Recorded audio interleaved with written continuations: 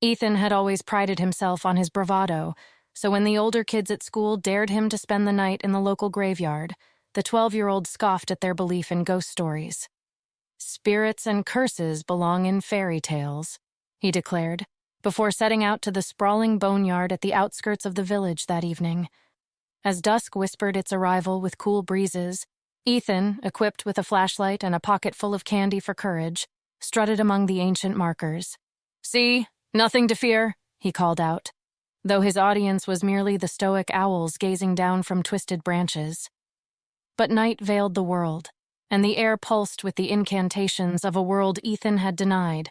Whispers billowed like mist along the ground, words indecipherable, yet they crawled up his spine with icy legs. Stumbling forward, Ethan's light caught a crypt, a mausoleum dressed in shadows, ivy clawing at its door.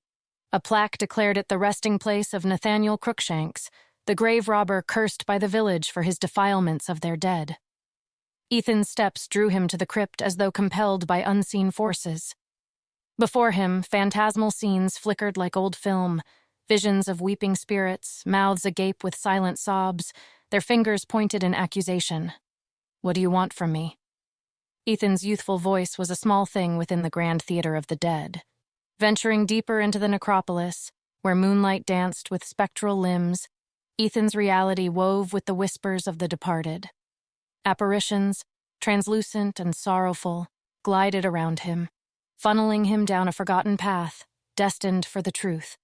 There, in a secluded dell, a clearing unmapped by headstones, the spirits gathered around an unmarked grave.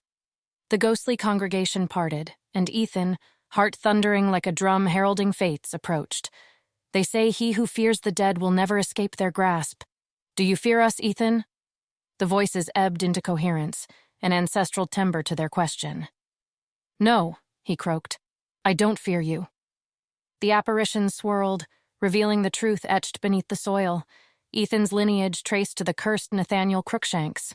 An understanding settled within Ethan, an old tale forgotten, of his family's ability to commune with the other side.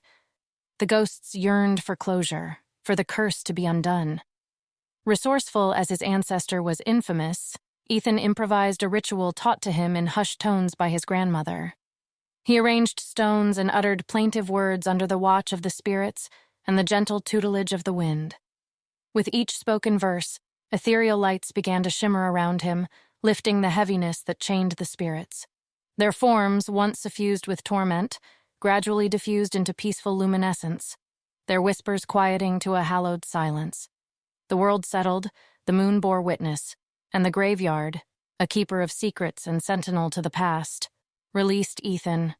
As dawn's warmth began to creep into the world, Ethan stepped beyond the iron-wrought gates. The living awaited his return, unaware of the truth, that the bravery of a child had set to rest more than just idle tales of ghosts. Ethan smiled to himself, a bonded element to both realms, having learned that true courage lay within facing the unknown.